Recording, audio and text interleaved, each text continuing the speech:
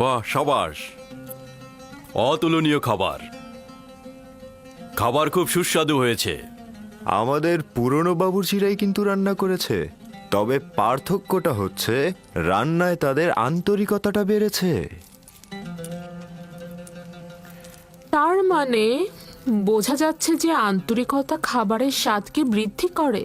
শুধু রান্নায় নয় বানু জুলেখা, আন্তরিকতা যে কোনো কাজেরই মান বাড়ায়। কিন্তু পূর্বে তো এই মহব্বত ও আন্তরিকতা ছিল না। পূর্বে ইউজারশিপও ছিল না আলী জনাব।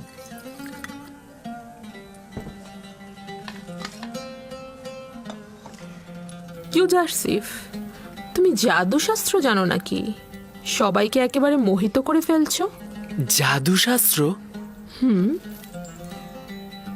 না বানু, এইটা কি?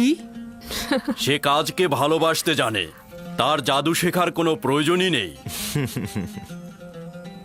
আগামীকাল থেকে ইউজারশিপ রান্নাঘরের দায়িত্বের পাশাপাশি আমাদের খাবারের দায়িত্ব পালন করবে।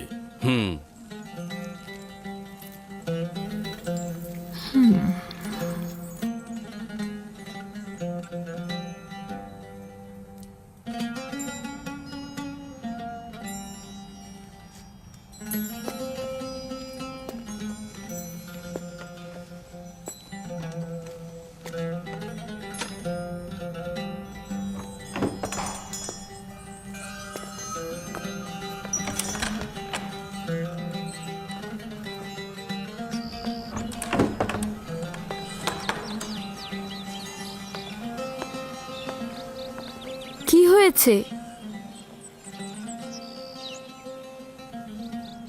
দিনের পর দিন পুতিফারের এখানে গোলাম খেটে গেলাম। বছরের পর বছর তাদের সেবা যত্ন করে নিজের শক্তি অপচয় করেছি যেন পুতিফারের নজর কাটতে পারি আমি। আর এখন একজন এব্রানি বালক যে কিনা মরুভূমিতে ভেড়া চড়াতো, তাকেই পুতিফার সব দায়িত্ব দিয়ে দিল। এতে ইউজারসিফের দোষ কি? এ তো পুতিফারেরই সিদ্ধান্ত। তবে আমার মনে হয় না ইউজারসিফ এই দায়িত্ব পালন করতে পারবে। আমি এখন কি করব? আমাকে এখন মরুভূমিতে উটের দায়িত্ব দিবে, না হয় হয়তো পাথর খনিতে কাজে লাগাবে। আমি বলছি কি, তুমি ইউজারসিফের সাথে কথা বলো, হানিফারের সাথেও বলতে পারো। আমার মনে হয় কোনো একটা উপায় বের হবেই। হ্যাঁ, খাবার ঘরটা গুছিয়ে ফেলো, যাও।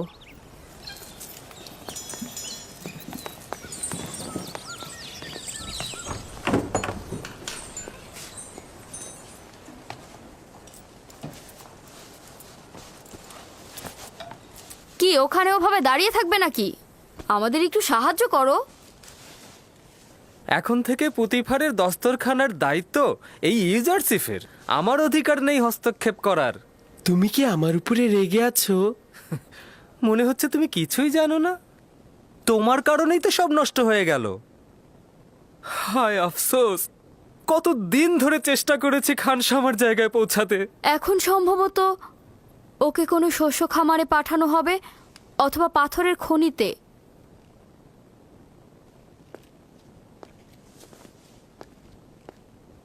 খোদা তাআলা আমাকে ক্ষমা করুক। আমার অজান্তে তোমাকে কষ্ট দিয়ে থাকলে তুমি ক্ষমা করো। আমি তোমার জন্য কিছু করার চেষ্টা করব, চিন্তা করো না।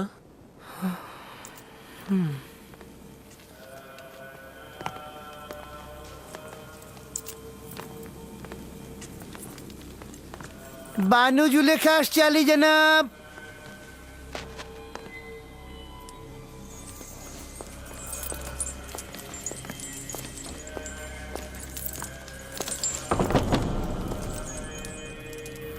হঠাৎ করে জরুরি তলব কেন আলী জনাব খুফু? আফসোস হে বানু, আমার মন্দিরের সিদ্ধান্ত নেবে একজন তুচ্ছ বালক যে কিনা ভেড়া চড়াতো। আমার মনে হচ্ছে আপনার কোথাও বা ভুল হচ্ছে। এই বালকটি অপরিচিত। এই বালকের আচরণে মহান খোদার সঙ্গে দুশ্মনীর নিশানা দেখা যাচ্ছে। তাকে এই রাজমহল থেকে বিতাড়িত করুন, সেটাই ভালো হবে। ইউজারসিফ একজন বালক মাত্র, সে খোদার সাথে কি এমন দুশ্মনী করতে পারে? আমার এবং আপনার খোদা তো একজনই, সে কারণে বলছি অভিযোগটা সত্য হলে আমার চোখ এড়াতো না। আপনি আমনের মন্দিরের একজন ইলাহি এবং পতিফারের সহধর্মিনীও বটে। আপনার কাছে অন্যদের চাইতে প্রত্যাশাটাও অনেক বেশি। ইউজারসিফ আমাদের খোদা ও মন্দির সম্পর্কে অবগত নয়। প্রয়োজন হলে আপনি পুতিফারের সঙ্গে আলাপ করে দেখতে পারেন। ঠিক আছে।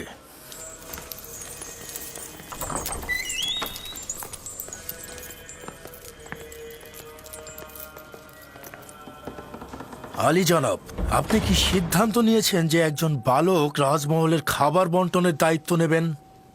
ইউজারসিফ তো শুধু খাবার বন্টনের তালিকা দেখে খাবার বিতরণ করতে চেয়েছেন। আমরাও তো তার পাঠ্যজ্ঞান ও লেখ্যরূপ সম্পর্কে ধারণা পেতে চেয়েছিলাম। এতে দোষের কি আছে? তাহলে মন্দিরের খাবার নিয়ে কেন সে ঝামেলা পাকালো আলী জনাব? এটা ঝামেলা নয় আলী জনাব, সে শুধু প্রশ্ন করেছে মন্দিরের 5 জন খাদেম কেন 20 জনে খাবার নেবে। প্রশ্নটা তো অনেকের সাথে আমাদেরও ছিল, কিন্তু আমরা এতদিন প্রশ্ন করিনি মন্দিরের খাদেমদের সম্মানের কারণে। কিন্তু ইউজারসিফ এটি নিয়ে আপত্তি করেছে, প্রশ্ন তুলেছে। খোদার নামে যে খাবারটি নেওয়া হয় সেটি ইবাদত শেষে পুরোহিতরা খায়, আর এই বালকের সেটা বোঝার কথা নয়। কে বলেছে তোমাদেরকে খোদার খাবার খেতে? তোমাদের জন্য তো খাবার পাঠানোই হয়, তাহলে বেশি খাবার কেন খাও? তোমার মতো মোটা করতে সবাইকে, আর রাজ্যের অন্য সবাই না খেয়ে রোগা ও দুর্বল হয়ে যাবে কেন? বাহ জনাব পুতিফার, আপনি আমাদের খেদমতগার ও গোলামের সঙ্গে তুলনা করছেন।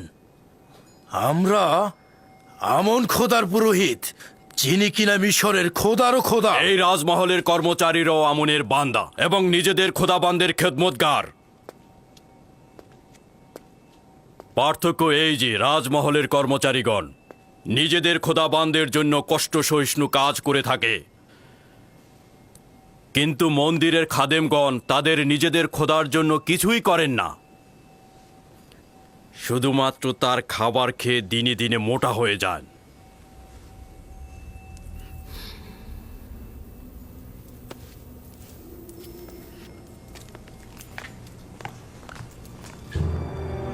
শুনুন তবে, আমি এই অবজ্ঞার সংবাদ আমন মন্দিরের মহান পুরোহিত অজ্ঞামোহরের কাছে পৌঁছে দেব।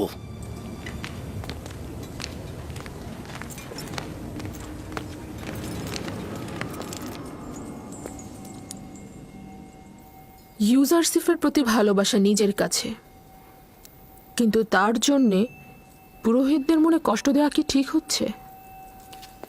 এটা ইউজারসিফের কারণে নয়, মিশরের দরবার ও আমন মন্দিরের মতবিরোধ শত শত বছর ধরে চলছে। মন্দিরের পুরোহিতদের স্বার্থপরতা দিন দিন বেড়ে যাচ্ছে আমার বানু। আমি আপনাদের সাথে মতবিরোধ করছি না, কিন্তু আমন মন্দিরের ইলাহি হিসেবে আমি চাইব ইউজারসিফকে এমনভাবে শিক্ষা দেওয়া হোক যাতে সে আমনের অনুসারী হয়, যেন দুশ্মন না হয়।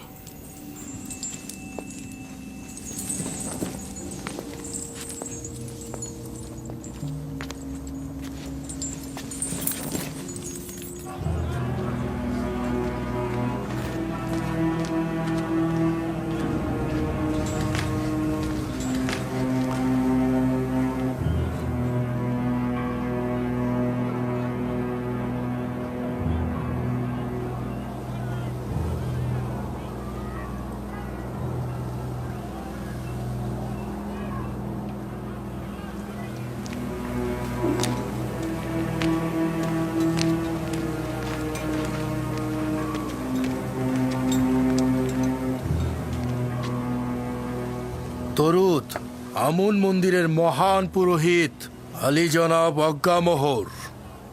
বলো কুপু, শুনছি। আমন মন্দিরের মহান পুরোহিতের কাছে একটি আর্জি নিয়ে এসেছি। আমাকে পুতিফারের রাজমহল থেকে অব্যাহতি দেওয়া হোক। কেন? কি এমন ঘটেছে সেখানে? পুতিফারের রাজমহলে আমন ও আমন মন্দিরের সকল পুরোহিতদের নিয়মিত অবজ্ঞা করা হচ্ছে আলী জনাব। সকলে কাফের, বিশেষ করে পুতিফার সবচাইতে ইমানহীন অবস্থায় আছে আলী জনাব। এখনো আমার উত্তর দাওনি। কি এমন ঘটেছে? একজন ইব্রানি বালক ইউজারশিপ আমুন মন্দিরের সকল পুরোহিতদের বিপরীত চারণ করেছে, সবাইকে আমাদের বিরুদ্ধে উত্তেজিত করে তুলেছে এবং আমাদেরকে ধীরে ধীরে সকলের সামনে হাসি ঠাট্টার পাত্রে পরিণত করছে আলী জনাব। একজন বালক তোমাদের এত সব বিপদে ফেলছে।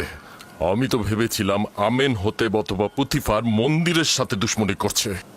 কল্পনাও করিনি একজন বালকের নামে নালিশ করবে। কিন্তু সে তো একজন মামুলি বন্ধ বালক। করো, বন্ধ করো। তোমার রাজমহল ত্যাগ করা উচিত হয়নি। কেউ জেনে ফেলার আগেই এক্ষুনি ফিরে যাও। পুতিফারের মহলেই তোমাকে বেশি প্রয়োজন। আমরা মিশরের প্রতাপশালী রাজাধিরাজ আমেন হতেবের উৎখাতের প্রতীক্ষায় আছি। আর এই সময় কিনা এক মহান পুরোহিত এক নগণ্য বালকের মোকাবেলায় পরাজিত হয়ে মাথা নিচু করে পালিয়ে এসেছে। লজ্জা করছে না তোমার? যাও, যাও এখান থেকে।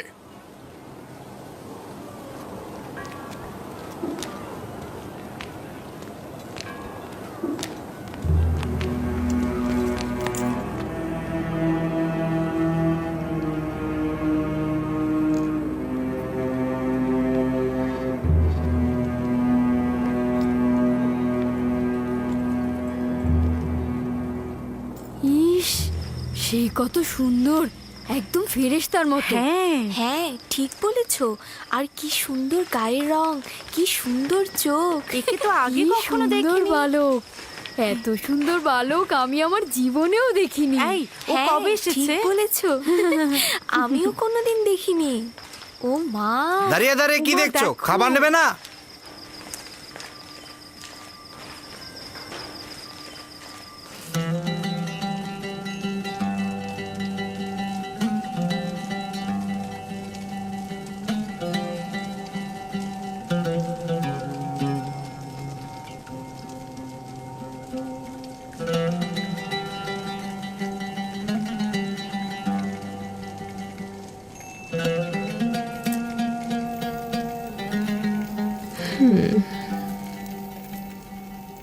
বাবা, বেশ সুসজ্জিত। নিশ্চয়ই তুমি করেছো ইউজারশিপ। আমাকে স্বামিনী শিখিয়েছে। ইউজারশিপ অত্যন্ত তীক্ষ্ণ বুদ্ধি সম্পন্ন। ইউজারশিফের এই সৌন্দর্য বোধ অবাক করার মতো। ইউজারশিপের এই সৌন্দর্য, জ্ঞান ও রুচিবোধ আমাকে সত্যিই একেবারে বিমোহিত করে ফেলেছে। বাবা, খুব সুগন্ধ আসছে। অনেক শুক্রিয়া ইউজারশিপ। তুমি কি গল্পের বই থেকে কিচ্ছা শিখেছো? হ্যাঁ শিখেছি, তবে আমার আব্বাজানের কাছ থেকে বেশি শিখেছি। তুমি আজকে রাত থেকে আমাকে গল্প শোনাবে, ঠিক আছে? গল্প? জনাবে পুতিফার সবসময় ঘুমানোর আগে কিচ্ছা শোনেন, না হলে তার ঘুম পায় না। এখন যে আমাকে গল্প শোনায় তার গল্প আর ভালো লাগছে না।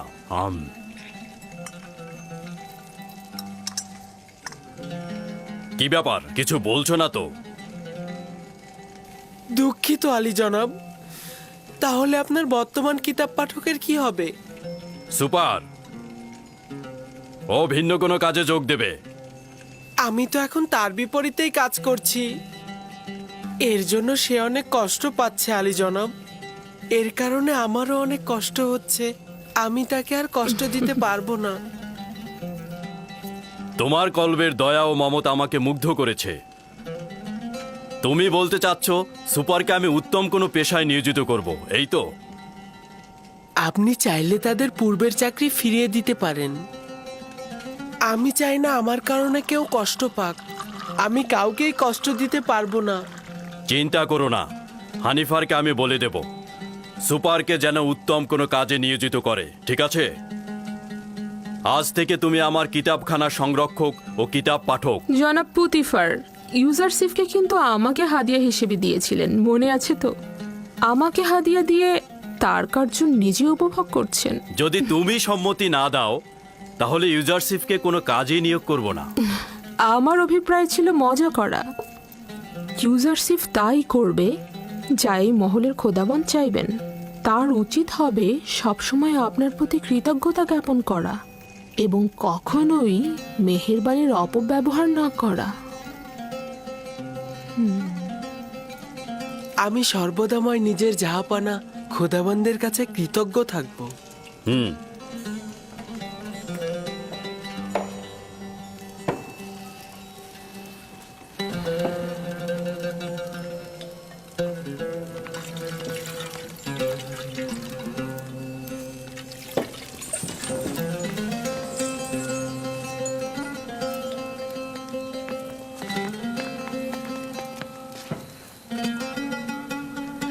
আমার সঙ্গে এসো।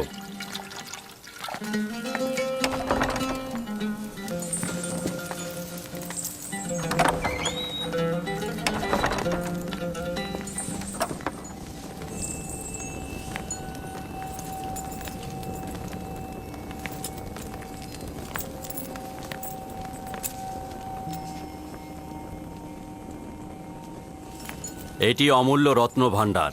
এর জন্য আমাকে যথেষ্ট পরিশ্রম করতে হয়েছে। এই কিতাব হয় আমি পাঠ করেছি, আর না হয় আমার কিতাব পাঠক সুপার পাঠ করেছে। জাহাপানা, আমাকে আজকে কোন কিতাবটি পাঠ করতে হবে?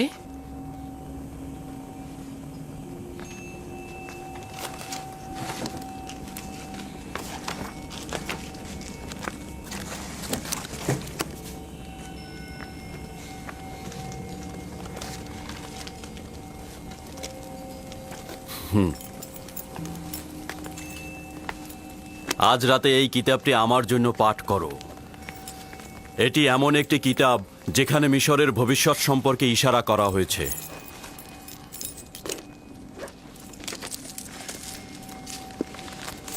অবগত নই যে কে এই কিতাব লিখেছে, তবে অসংখ্য চিন্তার খোরাক রয়েছে এই কিতাবে।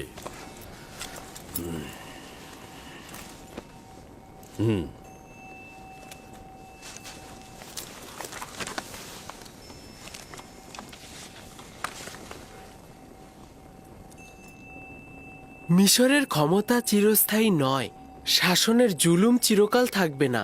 মিশরের মূল কাঠামোর আমল পরিবর্তন হবে এবং ধনী গরিবের জায়গাও পরিবর্তন হবে।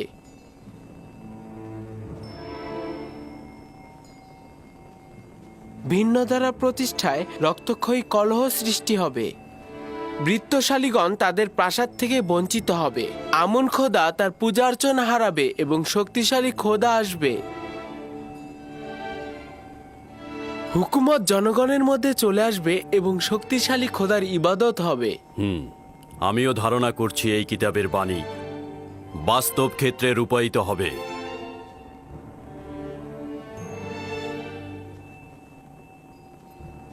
পড়ে যাও।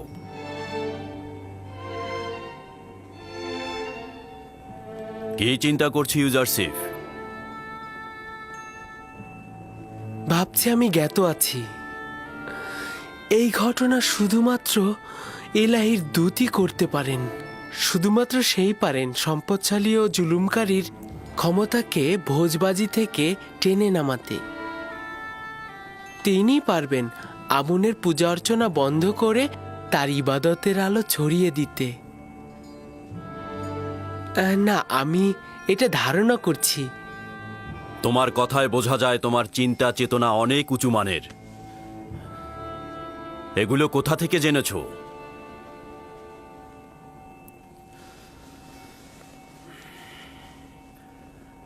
আমি ধারণা করে নিচ্ছি তুমি আমুন খোদার অনুসারী নও, কিন্তু তার দুশমন হবার দরকার নেই।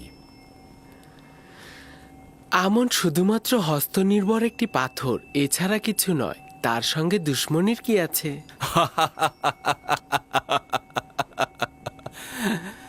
তুমি তো দেখছি আমুনকে খোদা হিসাবে মানুই না, আবার দুশ্মনেরও উপযুক্ত মনে করো না।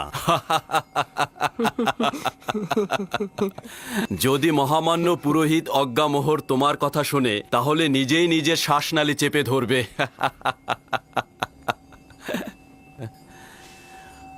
ভুল করেও নিজের মনের ভাব অন্যের কাছে প্রকাশ করবে না, বিশেষ করে জুলেখার কাছে তো নয়, কারণ সে অনেক সংবেদনশীল।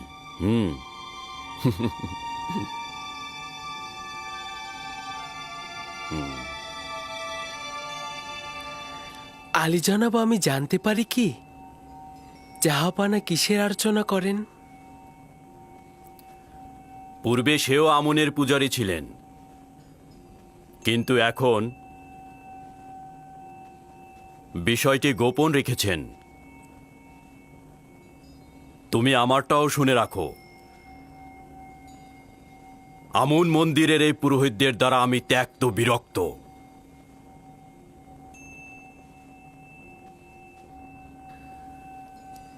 এই বিরক্তির কারণ কি জানতে পারি জাহাপানা? এই মন্দিরের প্রভু দাম্ভিক ও স্বার্থান্বেষী। তারা মিশরের স্বার্থের চাইতে নিজেদের স্বার্থ নিয়ে বেশি চিন্তা করে। যাক, বাদ দাও, আজকে আর পড়তে হবে না। যাও, বিশ্রাম করো।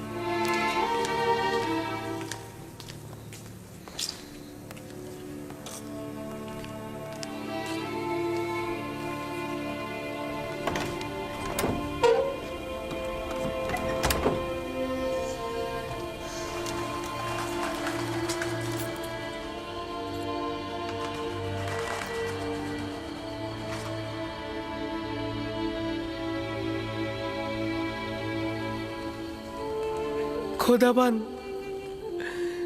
সকল বন্ধুদের জন্য শুভকামনা করছি। খোদাবান, পুতিফার, বানু জুলেখা, হানিফার, ম্যানিসাবু সহ সকলকে হেদায়েত করো। খোদাবান, আমার মা জননীর রুহের মাগফিরাত কামনা করছি।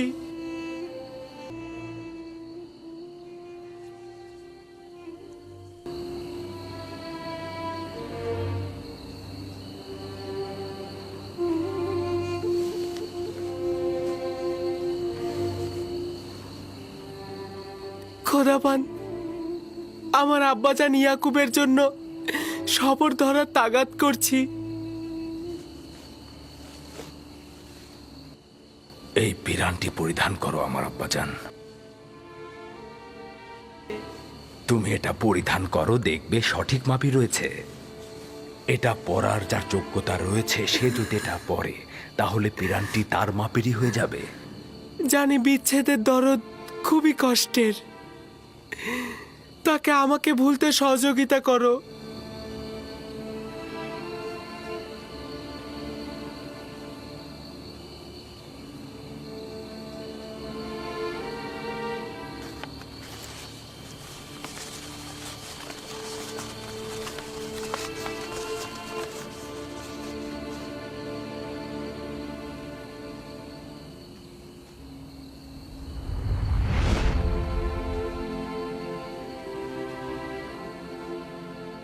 খোদাবন্দের নবী ইউসুফের প্রতি দরুদ। দরুদ খোদাবন্দের বার্তাবাহক ওহির ফেরেশতা। কি করছিলে তুমি? প্রিয় আব্বাজানের কাছে পত্র লিখছি। জনাব পুতিফারের কাছে তাগাদ করব যেন এই চিঠিটা আব্বাজানকে পৌঁছে দেন। না ইউসুফ, এখনো সময় অতিক্রম হয়নি। তোমার আব্বাজানেরও এই বিচ্ছেদ সহ্য করা উচিত। তাকে অবগত করলে কি হবে? অসংখ্য কারণ রয়েছে, তার মধ্যে একটি হচ্ছে তোমার সহোদরগণ। আচ্ছা, তোমার ভাইদের প্রতি কোনো আঘাত করার ইচ্ছে নেই তো ইউসুফ? কি আছে?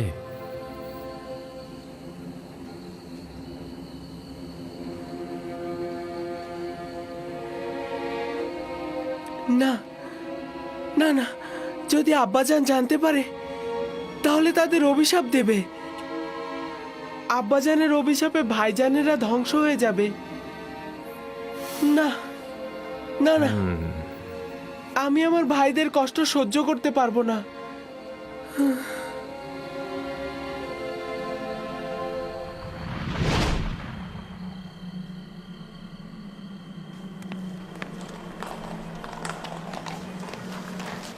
সিদ্ধান্ত হয়েছিল তোমাদের কোনো শস্য খেতে অথবা পাথরের খনিতে প্রেরণ করার, শুধু ইউজারশিপের কারণেই রক্ষা পেলে। আর ইউজারশিপের কারণেই গতকাল আলী জনাব পুতিফার আমাকে নির্দেশ দিয়েছেন তোমাদের উত্তম কোনো কাজে নিয়োজিত করতে।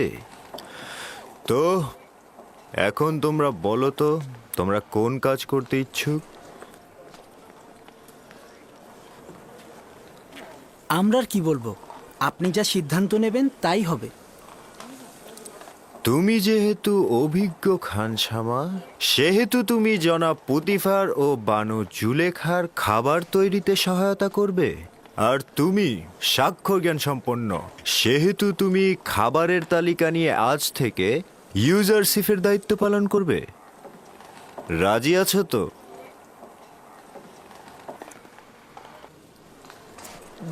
জনাব তত্ত্বাবধায়কের নিকট অনেক অনেক ধন্যবাদ ও শুক্রিয়া আদায় করছি। আমাকে নয়, ইউজারশিপকে শুক্রিয়া বলো।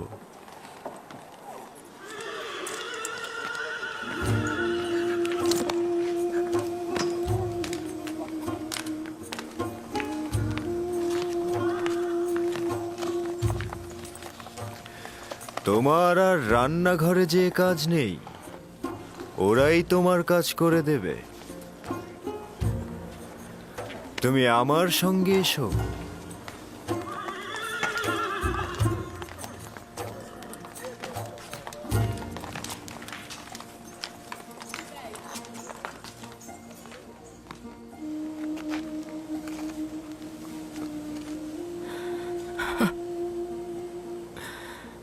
রাহেল, আমি ক্লান্ত, অসহায়, বিধ্বস্ত। আমি, আমার সন্তানেরা আমার দুশ্মনে পরিণত হয়েছে। তারা আমানতের খেয়ানত করেছে, আমিও তো আমানতের খেয়ানত করেছি রাহেল। আমি পারলাম না রাহেল, আমি পারিনি ইউসুফকে ভালোবাসা দিয়ে আটকে রাখতে।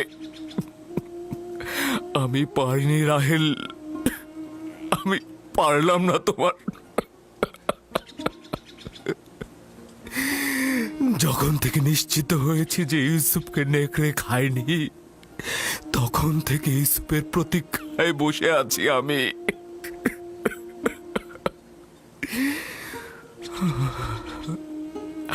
এমন তো না হয় যে ইউসুফকে হত্যা করা হয়েছে। তুমি ভালো বুঝতে পারবে রাহেল, তুমি তো পরকালের দুনিয়াতে সবকিছু পর্যবেক্ষণ করতে পারছো। শান্ত হও, মৃত্যু তোমার ইউসুফকে স্পর্শ করেনি। সালাম ভাইজান। তোমার উপর দরুদ ইয়াকুব নবী। তোমার ইউসুফ জীবিত, তার মৃত্যুর খবর মিথ্যে। সত্যি বলছেন ভাইজান? কোনো মৃত্যুই আমার অজানা নয়।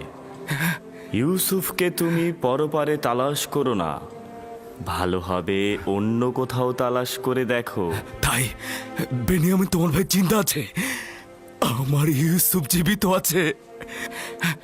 আপনি আমাকে বলুন, আমার ইউসুফ এখন কোথায় আছে? আমি শুধুমাত্র মৃত দুনিয়ার খবর রাখি।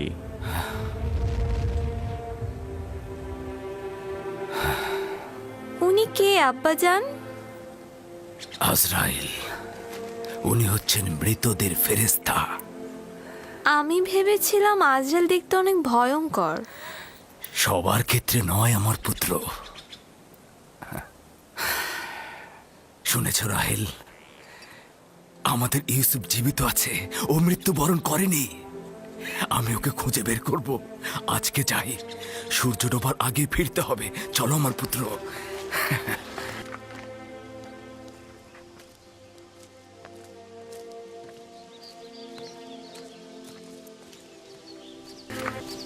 আব্বাজান কোথায় গেছে জানো? কোথায় আর যাবে? রাহেলের মাজার পরিদর্শনে গেছে। সে এখনো রাহেলকে আমাদের আম্মাজানের চাইতে বেশি ভালোবাসে।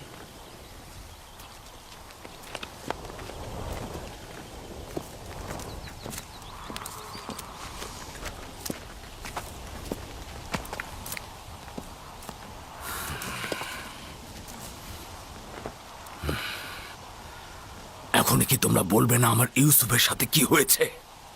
সেটা তো আগেই বলেছে আব্বাজান, বারবার কি একই কথা বলবো? তোমরা কি চাও না অভিশাপ থেকে মুক্তি পেতে? আমার ইউসুফকে নেকড়ে খায়নি, মৃত্যু তাকে চুরি করেনি।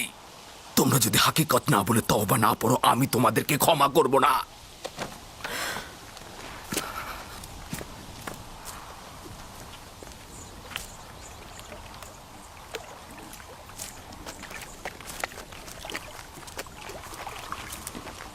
কোথায় গিয়েছিলে?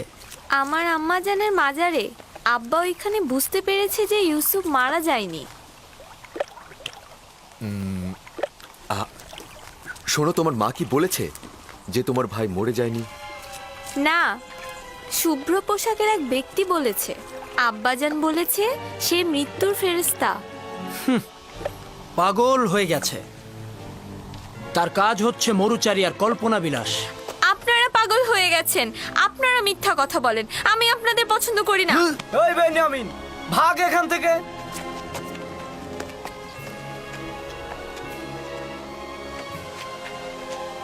ইউসুফের পরে বেনিয়ামিন হয়েছে আব্বাজানের সঙ্গী। ইয়াহুদা, এখন আমরা কি করব? তুমি তো বলেছিলে সব ঠিক হয়ে যাবে, কিন্তু এখন তো সব ভুল প্রমাণিত হলো। ইউসুফের চলে যাওয়া এতদিন হয়ে গেল, কিন্তু আব্বাজান বিন্দু মাত্র দৃষ্টি দিল না আমাদের দিকে। এখন সে বেনিয়ামিনকে তার জায়গায় তুলে এনেছে।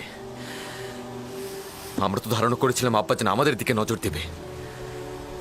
এগুলো কথা ইউসুফকে আব্বাজানের কাছ থেকে নেওয়ার আগেই ভাবা উচিত ছিল। ভুল করেছো। এখন তুমি কি করতে চাও বলো? এখন তো দেরি হয়ে গেছে। ইউসুফকে তো চাইলেই ফিরিয়ে আনতে পারবো না।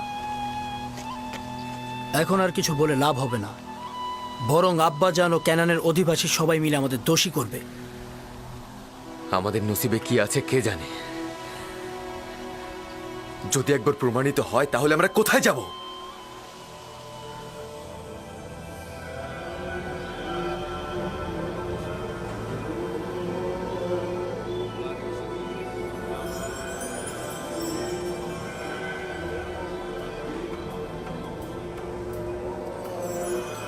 তাকে একজন আগন্তুক হিসেবে পরিচয় করিয়ে দিতে পারেন। বলবেন সে মহান খোদার দুশমন। তাকে এই ভূমি থেকে বিতাড়িত করার জন্য রাজমহলের ভূমিকা দরকার। একটা ভেড়া চড়ানো বালক রাজমহলের উপর, জনাব পুতিফারের উপর কি করে আধিপত্য বিস্তার করতে পারে? যে বালকটি গতকাল পর্যন্ত ভেড়ার বিষটা খেয়েছে, সে কিভাবে রাজমহলের পবিত্রতার সাথে অভ্যস্ত হতে পারে? আমি নিশ্চিত সে নাফরমানি করবে। পুরোহিতদের রাজমহলের অধিবাসীদের সাথে কথা বলতে বলবেন এবং তাদেরকে বুঝিয়ে বলতে বলবেন ইউজারসিফের জায়গা রাজমহল নয়।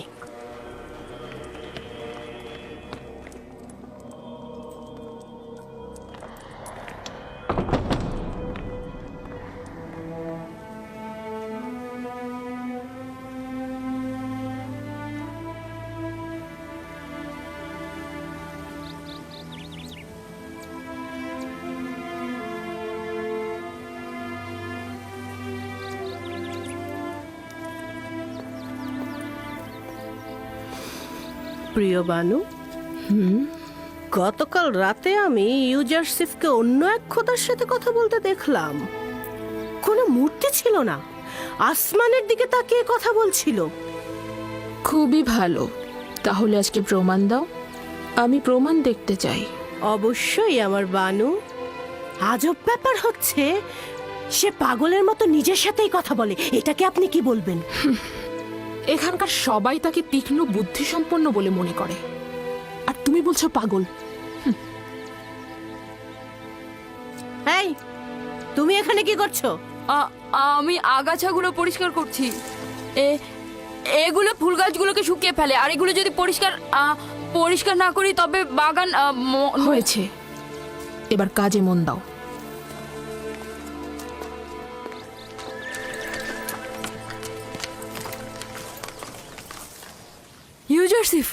ইউজারসিফ, তুমি কোথায়?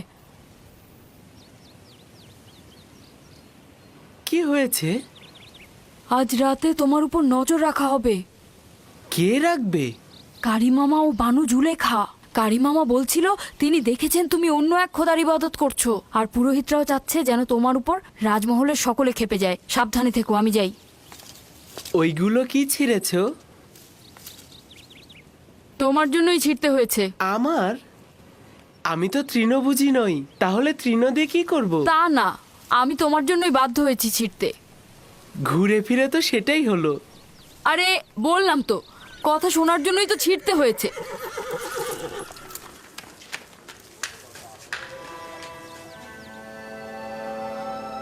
শুকরিয়া জ্ঞাপন করছি তোমার আনুকূল্যের জন্য। ষড়যন্ত্র সম্পর্কে আমাকে আগেই জানিয়েছো। আমি দুর্বল ও অক্ষম একটি বালক। যদি তোমার সাহায্য না পেতাম তাহলে ধ্বংস হয়ে যেতাম।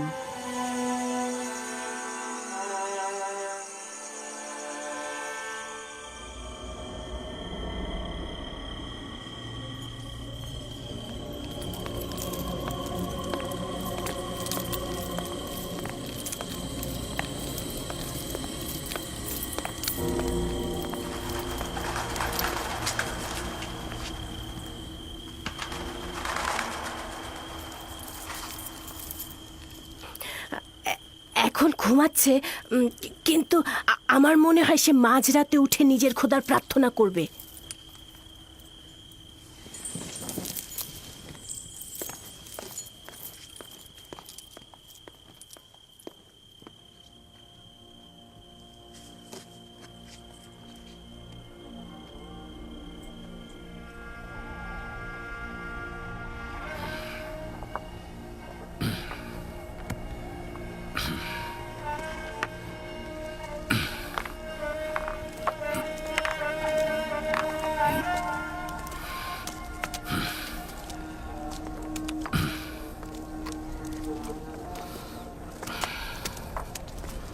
সালাম খোদার নবী।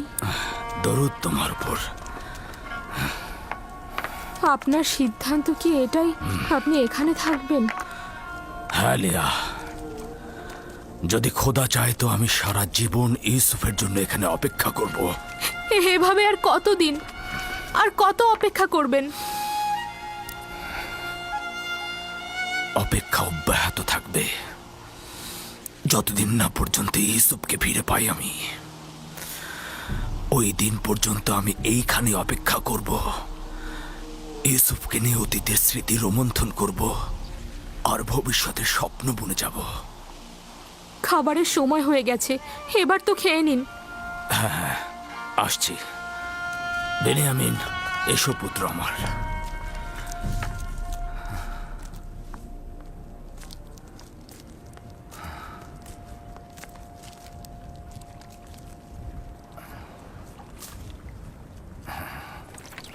ইউজারসিফ কি ভিন্ন খোদার পূজারী? আপনি কিছু জানেন? না, আমি এ ব্যাপারে খুব একটা জানি না। অনেকেই মনে করে সে আসমানের খোদাকে পূজা করে, মিশরের খোদাকে দুশমন মনে করে। একজন বালক এসব ব্যাপারে কি এমন জানতে পারে? তাকে যেভাবে শেখানো হবে সে ঠিক সেইভাবেই চিন্তা করবে। আর এখন তো আমি আর তুমি আছি, আমরাই ঠিক করব যে সে কার ইবাদত করবে আর কার ইবাদত করবে না। যদি চাও তার সঙ্গে আমুন খোদা নিয়ে কথা বলো, আর মন্দিরে যাবার সময় তাকে সঙ্গে করে নিয়ে যাও, আর এতে করে ও মিশরের আইন ও আমুন সম্পর্কে জানতে পারবে।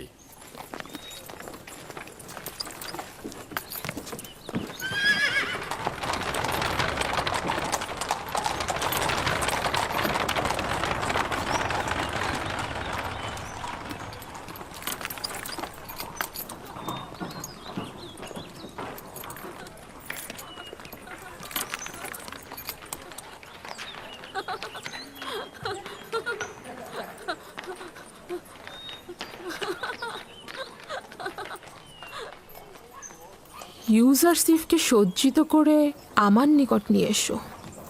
ভ্রাম্যমান সিংহাসন প্রস্তুত করতে বলো। আমি এখনই বের হব। তাহলে ভ্রাম্যমান সিংহাসন প্রস্তুত করো।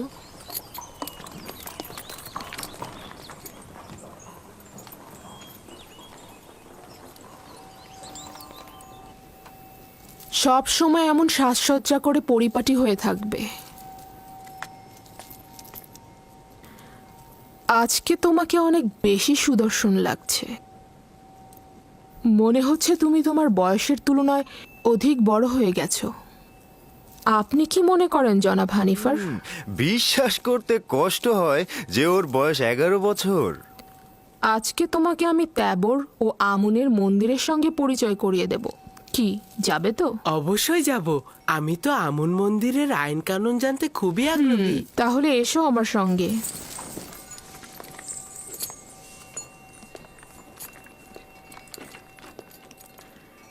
জুলেখা কি সত্যি সত্যি ইউজারসিফকে সন্তান বলে ভাবে, নাকি মুখেই বলে? নিজের কাজ করো।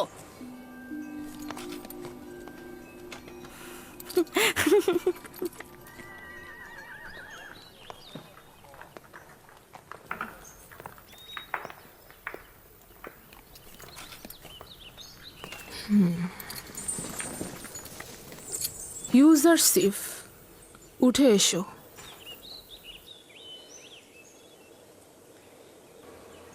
আমাকে ক্ষমা করুন, আমি এটাতে করে শাওয়ার হতে পারবো না।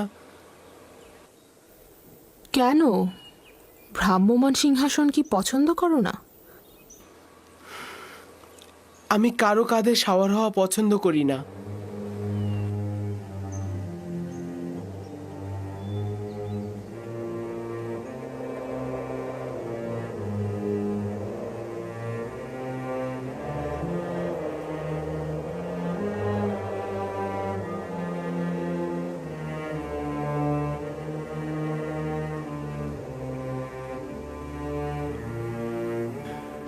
বানু জুলেখার হুকুম মান্য করাই তোমার কাজ।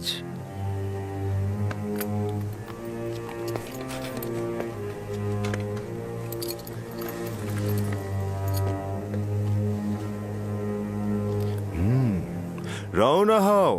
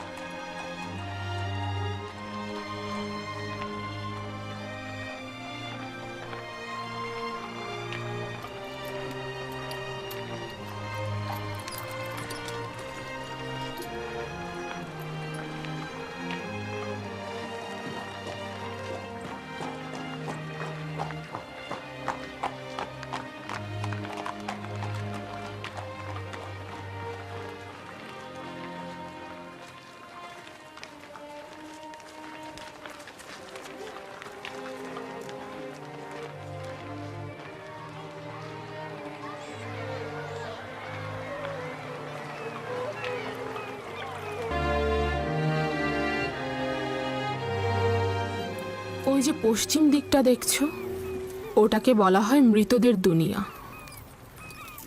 মিশরে মৃত ব্যক্তিদের মমি করে নীলনদের পশ্চিমে সমাধি করা হয়। ওটা এক আজব দুনিয়া। আমরা মৃত ব্যক্তিদের সাথে পোশাক, স্মারক ও হরেক রকম খাবার দিয়ে সমাধি করি, যেন মৃত্যুর পরের জীবনটিকেও তারা উপভোগ করতে পারে। বিশেষ ব্যক্তিদের বেলায় অনেক সময় খেদমতদারকেও সঙ্গে দেয়া হয়ে থাকে। তার মানে দেহটা পচে যাওয়ার পরে এগুলো সবকিছু তারা করতে পারে? জানতাম যে তুমি এই প্রশ্নটা করবে। সাধারণ দাফনের ক্ষেত্রে দেহ পচে যায়, মমি করে রাখলে দেহ অক্ষত থাকে, এবং মিশরের মানুষ এটা বিশ্বাস করে যে মমি করা দেহে আত্মা পুনরায় প্রবেশ করে এবং সে আবার জীবিত হয়ে ওঠে। এই সময় সে সঙ্গে করে যা নিয়ে যায় মৃতদের দুনিয়ায় সে তা ব্যবহার করতে পারে। কবর ভেদ করে মৃত ব্যক্তিদের বের করে আনা যায় না। বাহিরের জিন্দেগির থেকে ভেতরের জিন্দেগিটাই অনেক ভালো। আমি তা জানি না, আমার তা জানা নেই।